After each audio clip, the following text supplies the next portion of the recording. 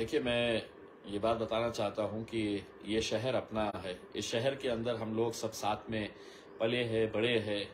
हमारे दोस्त सभी जाति, धर्म और मज़हब के हैं। हमने हर त्योहार को साथ में मिलकर मनाया है। लेकिन इस शहर के अंदर कल रात में जो घटना हुई है, वो सभी के लिए एक चिंता का और कहीं न कहीं एक शर्म महसूस करने वाली घटना है, जिसकी मैं भी निंदा करता हूँ। अब हमारी सबकी ये जिम्मेदारी है, हमें शहर के अंदर अमन कैसा बरकरार रखे, शांति कैसी बरकरार रखे। इसके लिए सभी को एक ही आवाज के अंदर बात करनी होगी कि नहीं, मैं अपनी जिम्मेदारी संभालते हुए, ये शहर मेरा है, मैं शहर को जलने नहीं दूंगा। ये हम सबको सोचने की जरूरत है।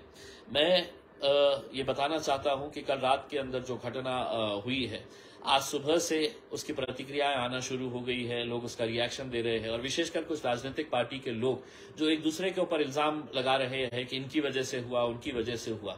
मैं हाथ जोड़कर उनसे ये गुजारिश करना चाहूंगा कि ये वक्त नहीं है एक दूसरे के ऊपर कीचड़ फेंकने का। हमारी सबकी कलेक्टिव ये जिम्मेदारी होनी चाहिए कि हमें शहर के अंदर अमन और शांति कैसे बरकरार रखे। इल्जाम, आरोप, प्रत्यारोप जो भी है, उसके लिए हम एक दिन तय करेंगे और आपको जो इल्जाम लगाने का है, आप जिस किसी के ऊपर इल्जाम लगाना चाहते हैं लगाइए, लेकिन ये राजनीति करने का वक्त नहीं है। मुझे इस बात की संतुष्टि है कि सिर्फ एक इलाके के अंदर ये घटना घटी है, दूसरा पूरा शहर है तो शांत है, पूरा शहर के अंदर रेगुलर कामकाज चालू है। कहीं पर भी दूसरे शहर के इलाकों के अंदर ऐसा महसूस नहीं हो रहा है कि इस इलाके के अंदर कल रात में कोई घटना हुई है करके उसमें। तो ये एक अच्छी खबर है। मैं तमाम लोगों से ये अपील करना चाहूंगा कि इसको किसी जाति धर्म के नजरिए से ना देखते हुए, मैं खुद ये मानता हूं कि कल जब मुझे ये खबर मिली और रात में मैं अकेले वहां पर जब पहुंचा, तो मेरे सामने एक ही बात ये थी कि मैं राम मंदिर को किसी तरह से कोई नुकसान नहीं होना चाहिए। मैं 3 घंटे उस राम मंदिर के अंदर बैठा रहा। वहां पे तकरीबन 15 से 17 पुलिस वाले थे जिन्होंने अपने आप को उस राम मंदिर के अंदर लाके बैठ गए थे। वो भी अपने तरफ से वो कोशिश कर रहे थे वहां से किस तरह से कंट्रोल करना, लेकिन मॉब ज्यादा था, उनसे भी कंट्रोल नहीं हो पा रहा था। राम मंदिर के कर्मचारियों को मैंने ये आश्वासन दिलाया था कि नहीं, मैं जब तक हूं यहाँ पर कि राम मंदिर के ऊपर कुछ नहीं होगा करके।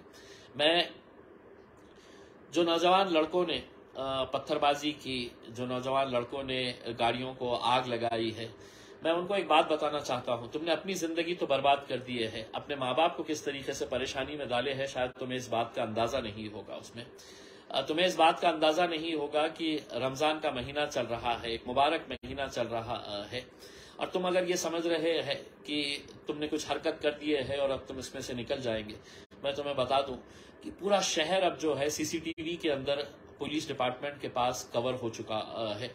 और सुबह से पुलिस की पूरी टीम्स जो है वो उन सीसीटीवी को खंगाल रही है, देख रही है कि कौन कौन से चेहरे।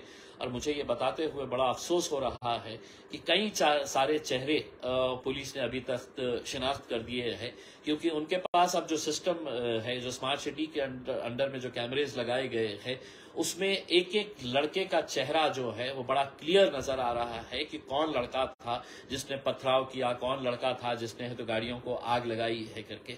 तो मेरा यही कहना है, आपने जोश में वो हरकत तो कर दिए है, लेकिन आपने खुद की अपनी जिंदगी बर्बाद किए है, और आपकी इस हरकत की वजह से आपके माँ बाप, आपके घर वालों के ऊपर क्या परेशानी गुजरने वाली है, शायद आपको इस बात का अंदाजा नहीं होगा। और ऐसे हालात के अंदर आपके लिए कोई मदद के लिए खड़े नहीं रहने वाला है, क्योंकि पुलिस के पास उस सीसीटीवी के जरिए जो सबूत मिल रहे हैं उसमें आपको कोई मदद नहीं कर सकेगा।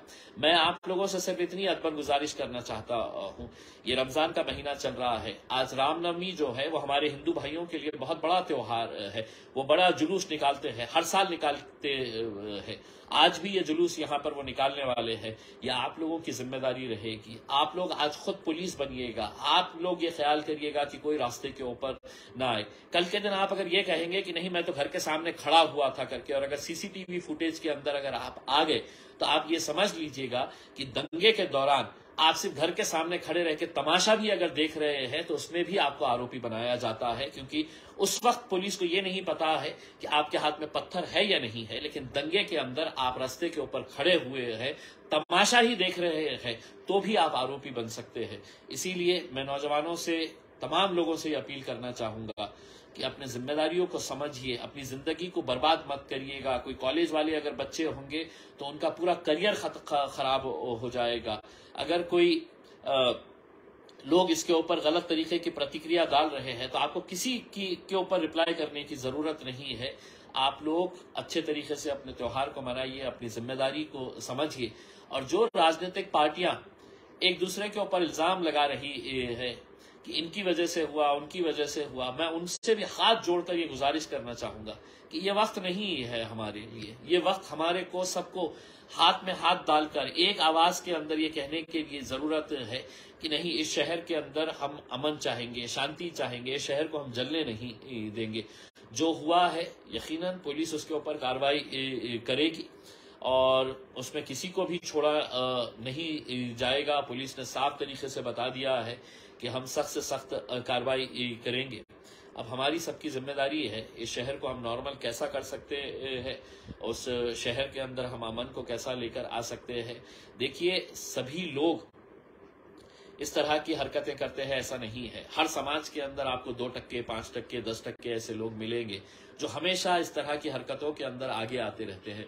लेकिन कल जब मैं वहां पर था ग्राउंड के ऊपर और मैं जब कुछ लड़कों को देख रहा था तो इस बात का यकीन हो गया था कि ये किस तरीके से नशे की हालत के अंदर बटन जो का इस्तेमाल करके जो नशे का कारोबार कर रहे, नशे का इस्तेमाल कर रहे हैं, वो सबसे ज्यादा आतंक मचा रहे थे इसमें। और मैंने पुलिस को कहा है कि अगर ये लड़कों को अगर हम आइडेंटिफाई नहीं करेंगे तो हो सकता है कि आगे और नुकसान होगा। तो ये जो नशे का कारोबार करने वाले लोग हैं, नशे का इस्तेमाल करने वाले लोग हैं, सबसे ज्यादा आतंक वही लोग मचा रहे थे इसमें। पुलिस अपना काम करने वाली है, हमें अपना काम करने की जरूरत है।